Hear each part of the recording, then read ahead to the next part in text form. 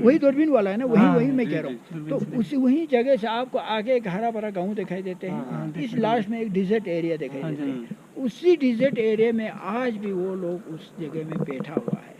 तो जब मैं 2014 में जाकर मैंने उनसे पूछा, माँ जी आप लोग यहाँ क्यों बैठा है, उनका कहना ये है, नंबर एक, हिंदुस्तान जब भी जंग लड़ता है तो पीछे पाकिस्तान भाग जाता है, इंडिया आगे बढ़ जाता है।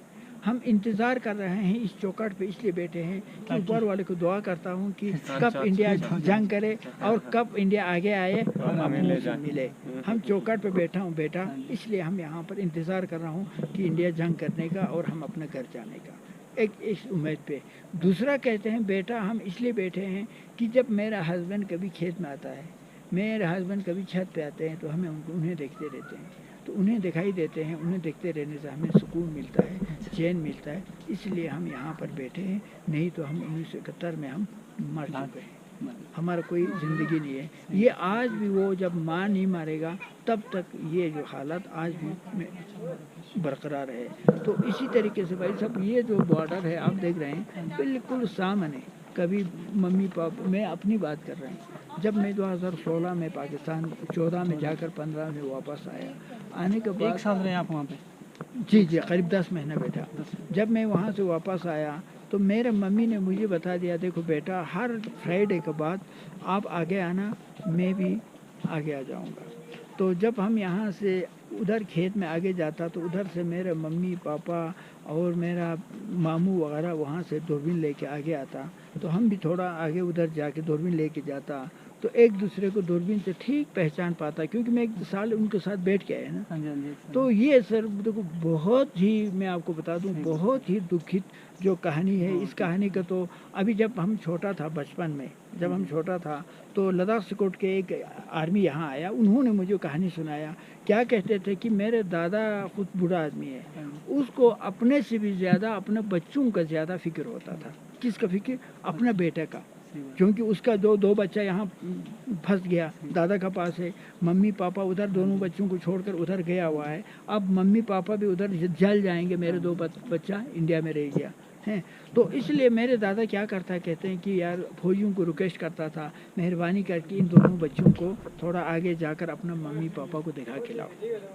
तो फिर इंडियन आर्मी क्या करता था, कहते मुझे याद नहीं है, इंडियन आर्मी क्या करते, कहते हमें लाल कपड़ा पहनाते थे, पहनाने के बाद वहाँ पर थोड़ा सा धुआं लगाते थे, धुआं लगाने के बाद उधर से मम्मी पापा आके इधर देखते थे, तो उनको दूर से अपना बच्चों को देख सकता है लेकिन मिल नहीं सकते। तो यही कहानी जी, बहुत सारे अनगिनत कहानी। मैं आपको एक और कहानी बता दूं। जब मैं पाकिस्तान गया, जाने के बाद वहाँ पहुँचा तो एक आदमी, एक बूढ़ा आदमी था, वो मुझे मिला और गले लगा कर खूब रोया। रोने के बाद सब हैरान हो गया, यार ये आदमी और ये फर्स्ट बार मिला है, ये क्यों रोते हैं। तो जब हैरान हुआ तो अब उसने रोना धोना ख़त्म करने के बाद उससे पूछा लोगों ने, यार आप क्यों रोया है। तो उसने एक कहानी सुनाया सर, बिल्कुल मेरे भी दिल छुआ।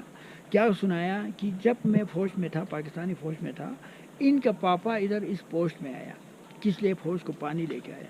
आने के बाद इनके पापा ने मुझे कहा कि यार सर ज़रा मुझे दूरबीन देना, मैं थोड़ा अपना गांव को देखता हूँ। तो मैंने इनके पापा को यूँ दूरबीन दे दिया, तो उसने ऐसे दूरबीन देखते रहा, देखते ही उसने ऐसा रोया, ऐसा बेहाल हो गया, बस कि वो बेहोश हो गया। उसने बोला यार मेरे दोनों बच्चा ऊपर बैठा हुआ है छत के ऊपर, ना जूता का बगैर, पायजामा का बगैर, बेचारे लोग, जिसका माँ बाप नहीं होता है, जिसको कोई संभालना नहीं होता, उस बच्चे के ऊपर क्या बीता होगा। आज का मैं बूढ़ा नहीं हूँ, तो छोटा था, और 5 साल की उम्र, आज 5 साल और 2 साल के बच्चों को देखो ना हैं। तो वो बच्चा दोनों को जब देखा तो इनके बाप का बेहाल हुआ था, वो रोया था।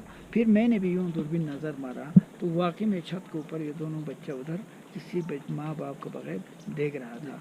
तो वो बच्चा आज ज़िंदा रह के मरा नहीं, जिस तरीके से बैठकर यहाँ आप अपना मम्मी पापा से मिलने के लिए 45 साल बाद आता है, तो मुझे वो दिन याद आया, इनके बाप ने वो जो कहानी सुनाया था।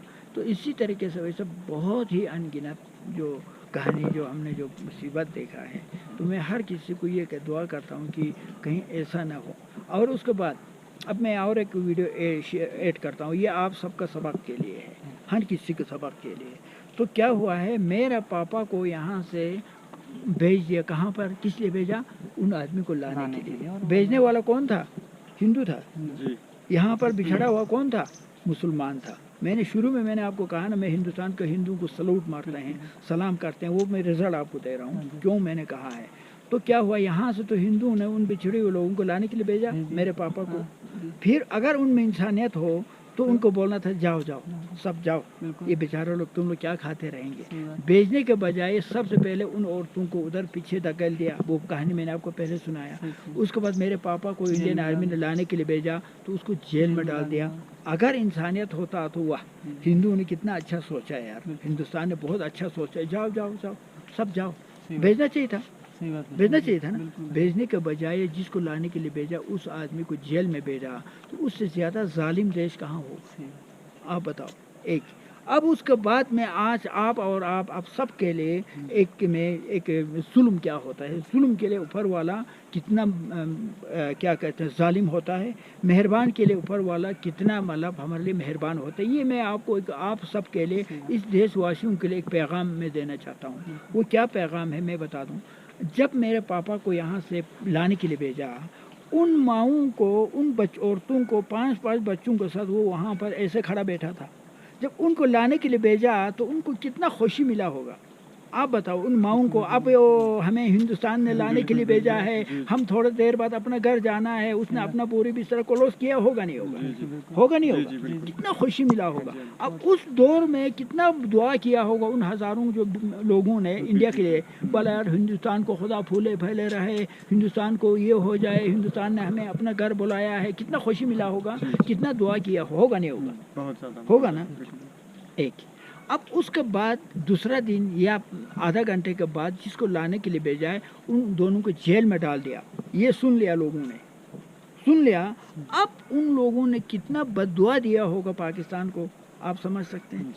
आज वो सारे माँ बहन जिंदा है, आज भी हाथ उठा के बददुआ करता होगा पाकिस्तान को, जो मैं हमें मुसीबत दिखाया वहीं उनको मुसीबत हो जाए, हमें जो परेशानी किया वहीं परेशानी इनको हो जाए, ये तो आज भी कहता होगा, नहीं होगा, आप अंदाज़ा करो, है ना। आज भी वही बददुआ करता होगा, है। आज भी सोचता हो यार हिंदुस्तान ने तो हमें लाने के लिए भेजा था, हिंदुस्तान फूले फैले रहे, ये आज भी कहता होगा नहीं होगा आपके हिसाब से। अब मैं आप लोगों को एक सवाल करता हूँ कि हमारा अभी हम मोदी जी से मिलना चाहे तो मैं तो ज़िंदगी भर कोशिश करें कि मैं नहीं मिल सकता है, नहीं मिल सकता है, लेकिन मोदी जी से मिलने के लिए बड़े लोगों की ज़रूरत है।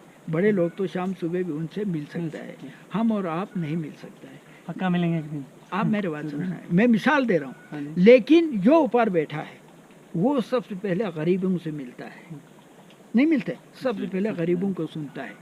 वो उधर आवाज़ उठा रहा है वो माँ बहन कि पाकिस्तान को जैसे हमें मुसीबत में डाला था वैसे इनको मुसीबत देखे। आज पाकिस्तान को क्या मुसीबत देख रहे हैं, आप देख रहे हैं ना। मैं सोचता हूँ आज उन माँओं को बददुआ की वजह से पाकिस्तान न जिएंगे, न पाकिस्तान को खुद जीने नहीं, न जिएंगे न जिएंगे, पाकिस्तान क़यामत तक ऐसे होते रहेंगे। क्यों होते रहेंगे? इन्होंने उन हज़ारों माँओं को आज यतीम बना रखा है, बच्चों को यतीम बना रखा है, माँओं को बेवा बना रखा है। किसने बना रखा है? पाकिस्तान ने बनाया, लेकिन हिंदुस्तान ने लाने के लिए भेजा है। इसलिए मैं कहते हैं हर वक्त कि ये देश, मैं पाकिस्तान जा के आया है, मैं वहाँ 10 महीना बैठ के आया, इसलिए ये हमारे लिए एक अनमोल देश है, मैं दिल से कह रहा हूँ, है ना सर, ये हमारे लिए अनमोल देश है। एक तो मैं ये भी कहते हैं, शायद आपको मैंने शुरू में नहीं कहा, मेरे देखभाल, मेरे परवरिश, मेरे सब कुछ इंडियन आर्मी से हुआ है।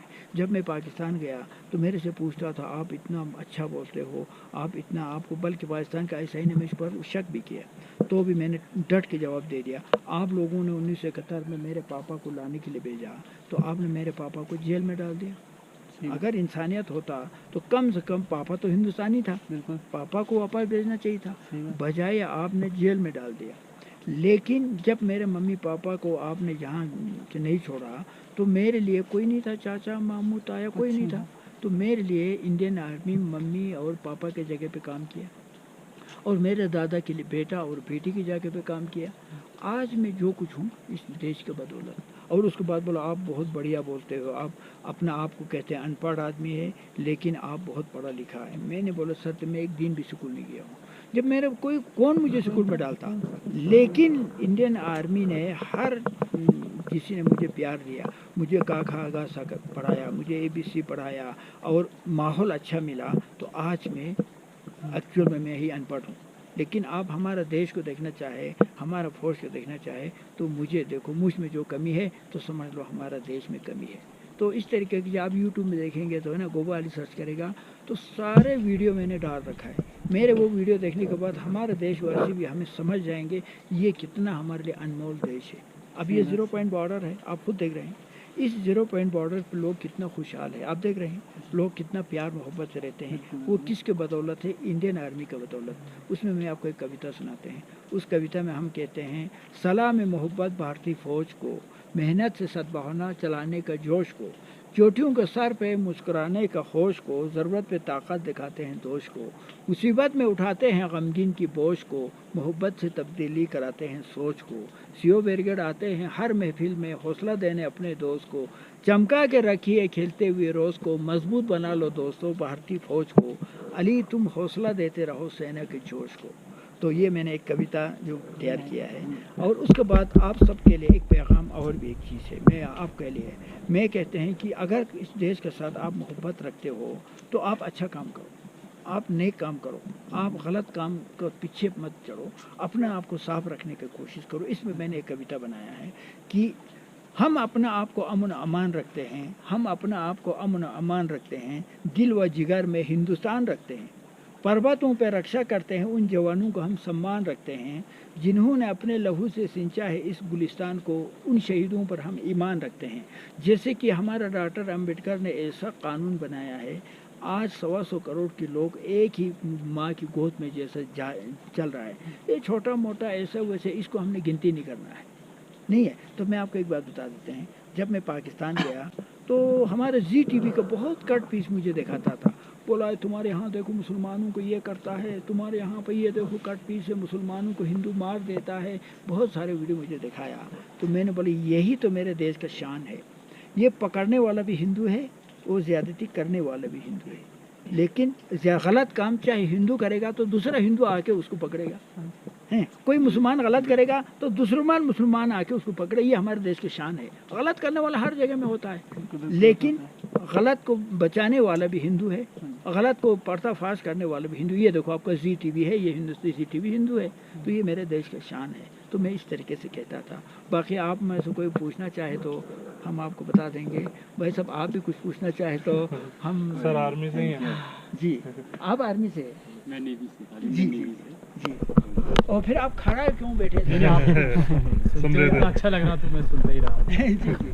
تو یہ سب دیکھو میں نہیں سنا رہا ہوں، اصل میں کیا ہے یہ ایک ریئلی حقیقت ہے، یہ حقیقت ہے کہ یہ ابھی جیسے سر کوئی کتاب پڑھا کے سناتے ہیں، کوئی آپ کو کہانی پڑھا کے سناتے ہیں، وہ سارے کہانی کیا ہے سنی ہوئی بات ہے، لیکن میرے اوپر جو زندگی میں بیتا ہے، میں آج سب سے مصیبت تو میں نے ابھی میں آپ کو مذاق کرتے ہیں بھائی صاحب کو میں نے ایک مذاق کیا ہے، آپ بیٹھیے سر کھڑا کھڑا اچھا نہیں میڈم آپ لوگ کو یہ مجھے اچھا نہیں لگتا ہے۔ کوئی نہیں، چھوٹا سا ایک بیگ ہے نا،